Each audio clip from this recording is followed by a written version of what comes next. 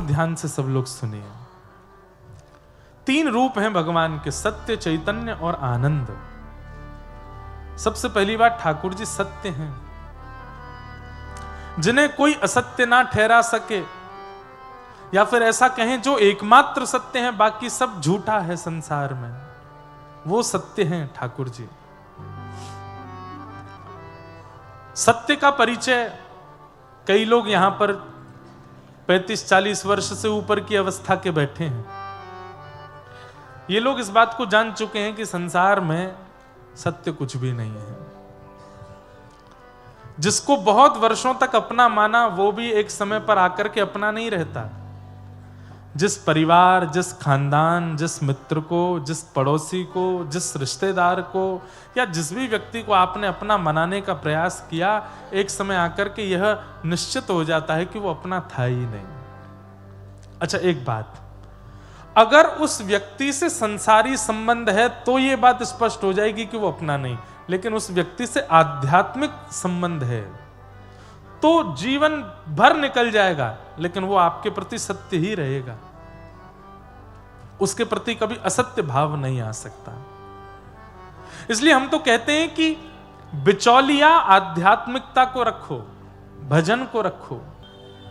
चाहे विवाह कीजिए, पत्नी को, पति को, इनको भी इसी संबंध से स्वीकार करो कि भैया हमको हमारे साथ भजन करना हो तो रहना, हमारे साथ ठाकुर जी की सेवा करनी हो तो रहना, हमारे साथ कथा सुननी हो, वृंदावन जाना हो तो रहना।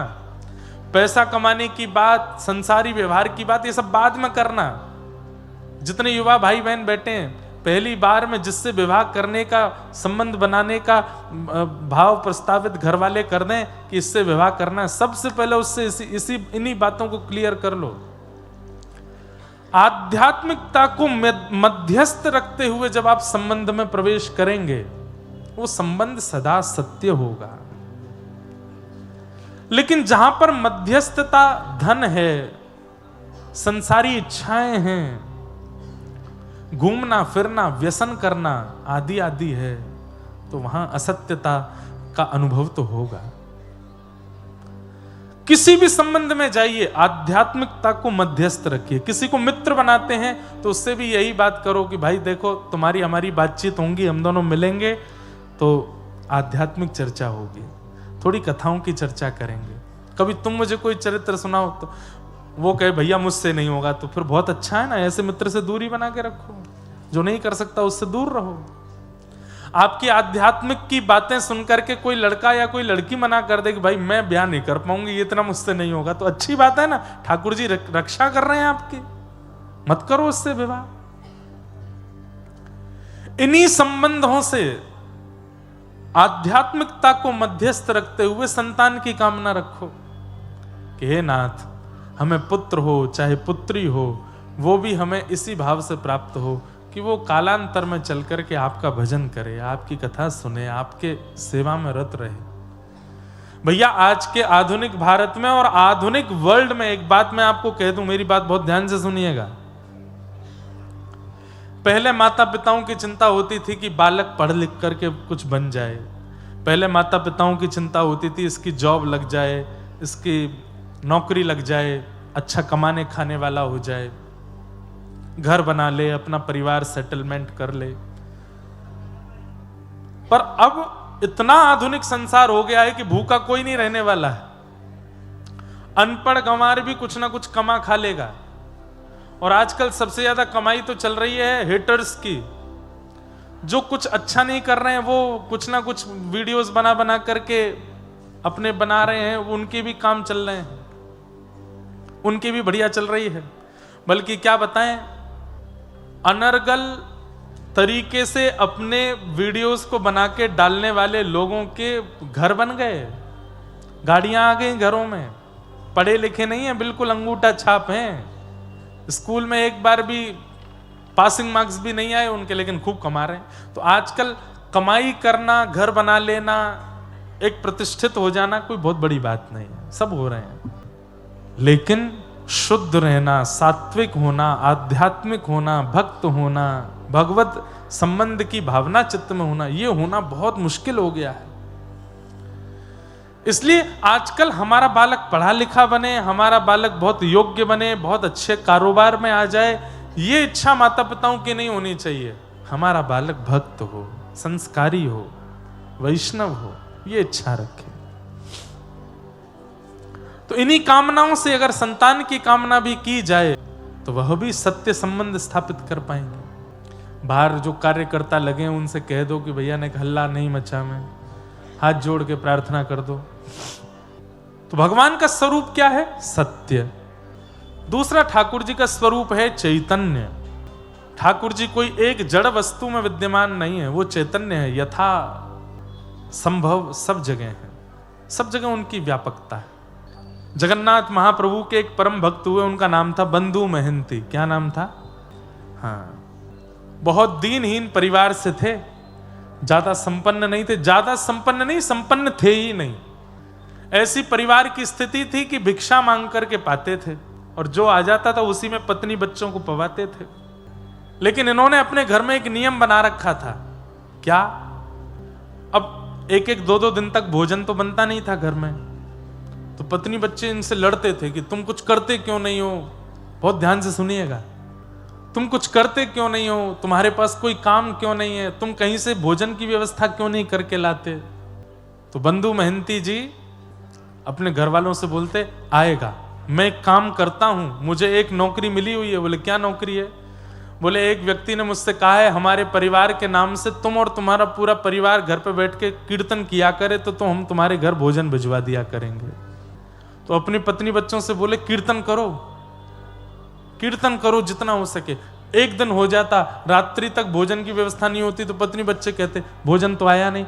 बोले कि सेठ जी प्रसन्न नहीं है कीर्तन से, इसलिए नहीं दे रहे भोजन, और करो। तो बच्चे भोजन के लोभ में खूब जोर जोर से मंजीरा बजा बजा के कीर्तन करते थे, और इतने में ही 2-4 दिन में किसी की दया आ जाती, किसी को वो थोड़ा बहुत राशन दे जाता। बोले देखा कल तुमने कीर्तन बढ़िया किया, सेठ जी ने प्रसाद भिजवा दिया, पाओ अब इसको। बच्चे लोग पाते, आराम करते, पत्नी भी प्रसन्न हो जाती। फिर भूख लगती तो कहते भजन करो, भजन करोगे तभी आएगा। तो भजन का लोभ दे करके पत्नी बच्चों से भोजन का लोभ दे के भजन करवाते थे। बंधुओं, जिनके घर में बच्चे या फिर संबंधी जन ठाकुर जी का स्मरण नहीं करते, उनको ऐसे बहाने ढूंढने चाहिए भजन करवाने के। हम कह रहे हैं झूठ बोल के ही सही, कह दो उसको। बोले सुन, तू चाहता है ना कि तेरा ब्याह उससे हो जाए? बोले हाँ चाहता तू। एक ज्योतिषी जी ने बताया। बोले क्या? बोले दोनों भुजा उठा के उछल उछल के हरि नाम संकीर्तन करेगा तब तेरा ब्याह होगा। मांस मच्छी छोड़ देगा, भगवान का नाम जब शुरू कर देगा, सिर पर ब्रह्म तिलक धारण करेगा, ठाकुर जी का चंदन लगाएगा, तो उससे ब्याह होगा। भैया भक्तमाल जी साक्षी हैं इस बात की कि प्रारंभ में नाटक किया था, लेकिन कुछ समय बाद वो असलियत में परिवर्तित हो गया। ठाकुर जी ने उसको स्वीकार कर लिया। एक बात तो बताना ही भूल गया, आज श्री भक्तमाल जी के रचनाकार श्री नाभा जी का भी जन्मोत्सव है, उनका भी प्राकट्य दिवस है। श्री नाभा गोस्वामी जी, जिन्होंने भक्तमाल जी की रचना अपनी गुरु आज्ञा से की। तो अगर घर परिवार खानदान में मित्रों में कोई व्यक्ति अगर भजन साधन से दूर है तो भले झूठ बोल के सही, किसी बात से डरा धमका करके सही, अगर भजन करवाना हो तो करवा लिया कीजिए। राजी राजी करे तो अच्छा, नहीं डरा के करवाओ, कैसे भी करवाओ। भैया बहुत खतरनाक समय आने वाला है। और आप लोग जिस बंगाल की भूमि में रहते हैं, कई बार कमल जहां खिलते हैं आसपास कीचड़ ही होती है।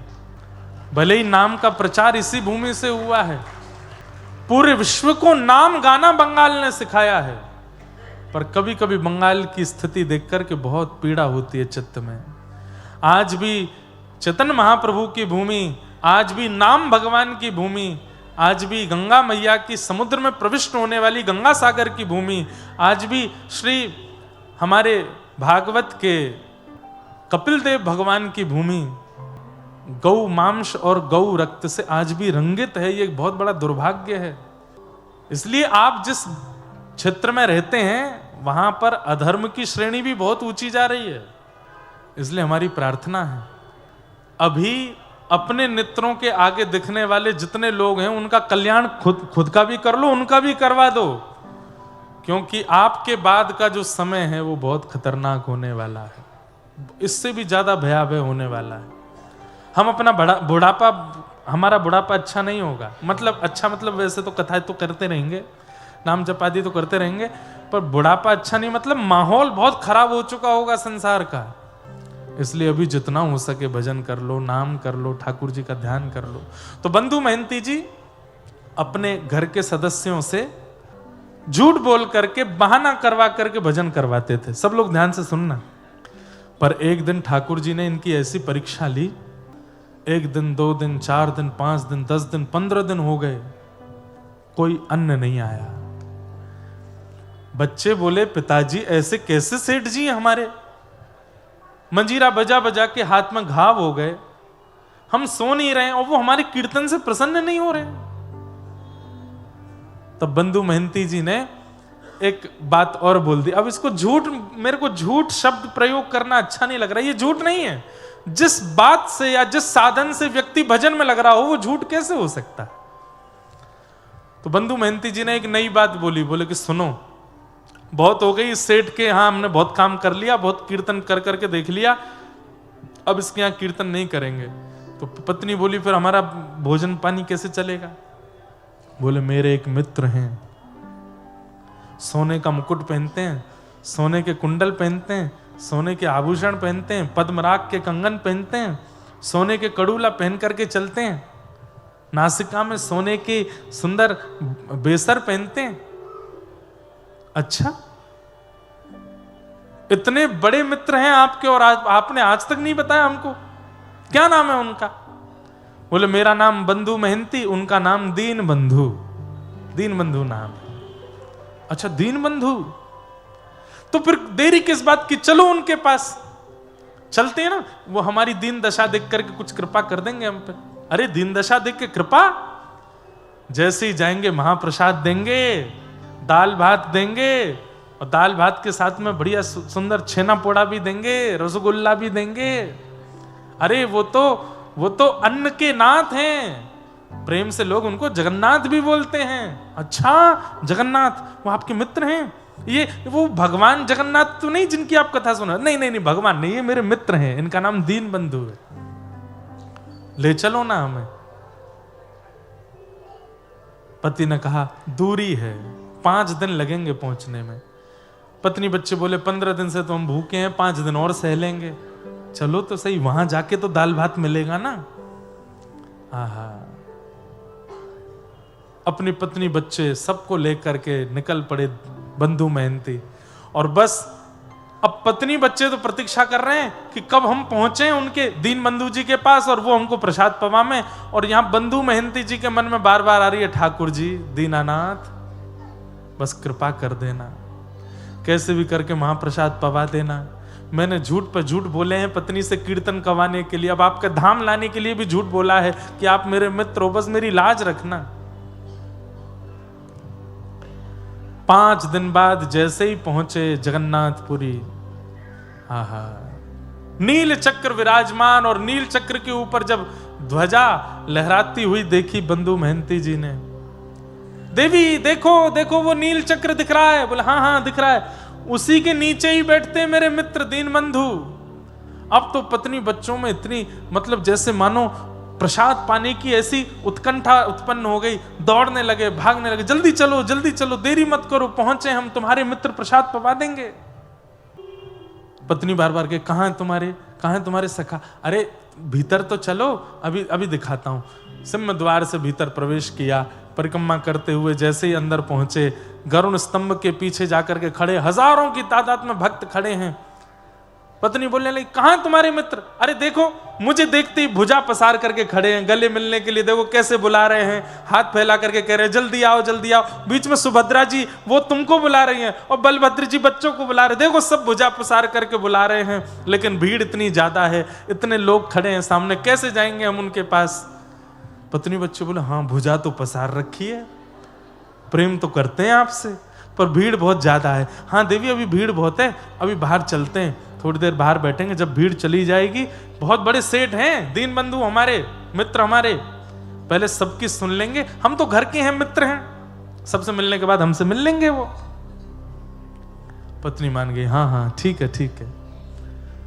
अब यहाँ तो भीड़ ही खत्म नहीं हो, चलते चलते चलते बच्चे बेचारे थक गए, चल के आए इतनी दूर से, भूखे प्यासे सो गए, बच्चों के सोते ही माँ भी सो गई, और वहां बंधु महंती जी हाथ जोड़ करके बस नेत्रों से आंसू बहा रहे हैं, जगन्नाथ जी बस कृपा कर दो, कैसे भी करके मेरी पत्नी और बच्चों के चित्त में जो ये विश्वास मैंने प्रकट कर दिया है, इस पर मोहर लगा दीजिएगा, नहीं तो अगर कहीं इनको पता चला कि आप परमात्मा हो, मेरे मित्र नहीं हो, तो ये आपका भजन करना बंद कर देंगे, और बस थोड़ा सा प्रसाद पवा देना। मंदिर बंद हो गया। बंधु महंती जी को बस चिंता है, आज की रात भी निकल जाएगी, पर दिन में क्या होगा।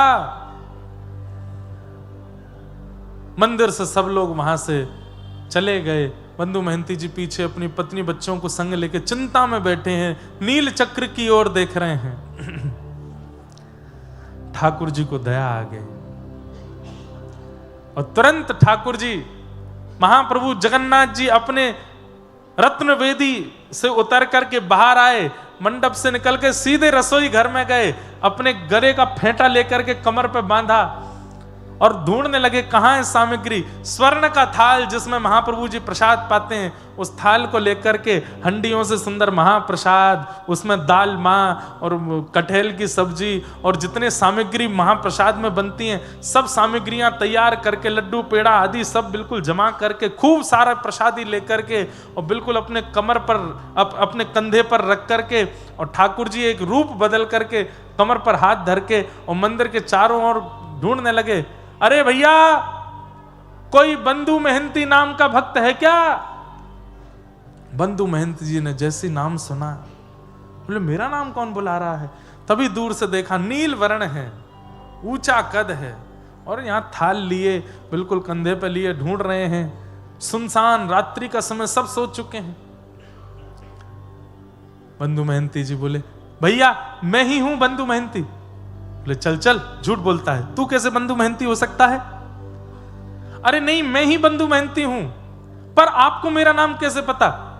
अरे क्या बताऊं, मैं महाप्रभु जगन्नाथ जी की सेवा में रहता हूं, सेवा करके अपने घर चला गया, रात्रि में जाके जैसे ही सोया तो महाप्रभु जी स्वप्न में आ गए। स्वयं जगन्नाथ जी बोल रहे हैं, महाप्रभु जी स्वप्न में आए और स्वप्न में आकर के अपने सुदर्शन चक्र को मुझे दिखाने लगे।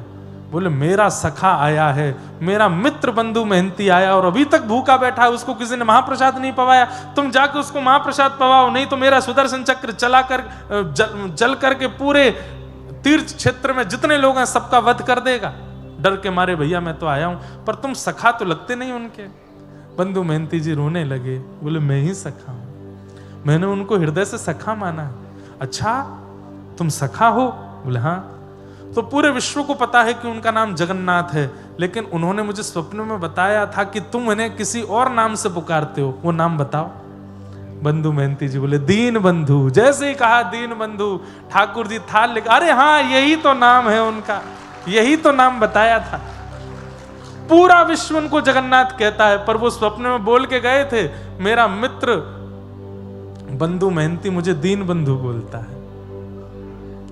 बंधु महंती जी बोले सच में उन्होंने आपसे स्वप्न में कहा कि मैं उनका सखा हूं। बोले हाँ मुझे बोल के गए। बोले एक बात सुनेंगे। बोले क्या। मेरी पत्नी बच्चों को बता दोगे यही बात बिल्कुल कि मैं उनका सखा हूं, ऐसा उन्होंने बताया। पत्नी बच्चों को उठाया रात्रि में और देखो देखो कौन आया, और इनको पूरी बात बताओ, बस इनके चित्त में ये विश्वास प्रकट करा दो कि वो मुझे अपना सखा मानते हैं। बोले कि हाँ उन्होंने सखा माना है और ये प्रसादी भेजी है। प्रसादी पे से वस्त्र हटाया, आहा इतना प्रसाद, अद्भुत प्रसाद। बंधु महंती जी और पूरा परिवार ठाकुर श्री जगन्नाथ जी के निज थाल में बैठ करके पा रहे हैं। और इतने में जगन्नाथ जी बोले अच्छा मैं चलता हूं, मेरे जाने का समय हो गया, सुबह उठ करके थाल धो धा करके भीतर दे जाना, ठाकुर जी का है। बंधु महंती जी बोले ठीक है। ठाकुर जी जाकर के व्यवस्थित हो गए। यहां सुबह जैसे ही द्वार खुले और ठाकुर जी का मंगला भोग लाने के लिए थाल ढूंढा गया, थाल ही नहीं मिले। कैसे ठाकुर जी खेलते हैं।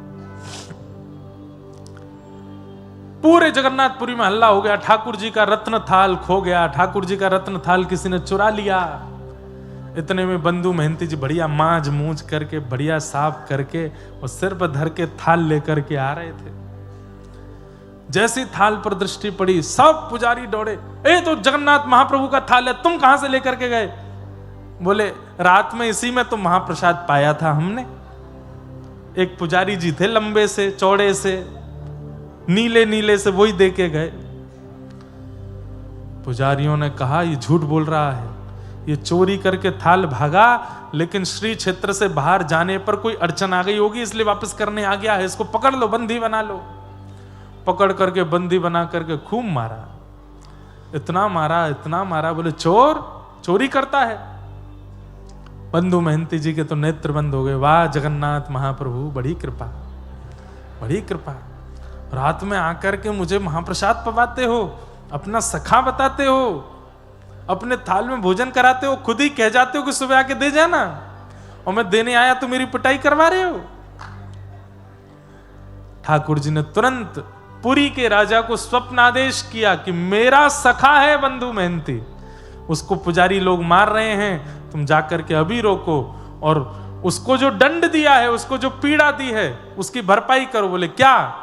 आज के बाद जब तक जगन्नाथपुरी में मैं विराजमान हूं, तब तक हमारे मंदिर में जितनी चढ़ोतरी आती है, जितना धन आता है, जितनी संपत्ति आती है, सबका कारोबार देखने की जिम्मेवारी बंधु महंती को दे दो।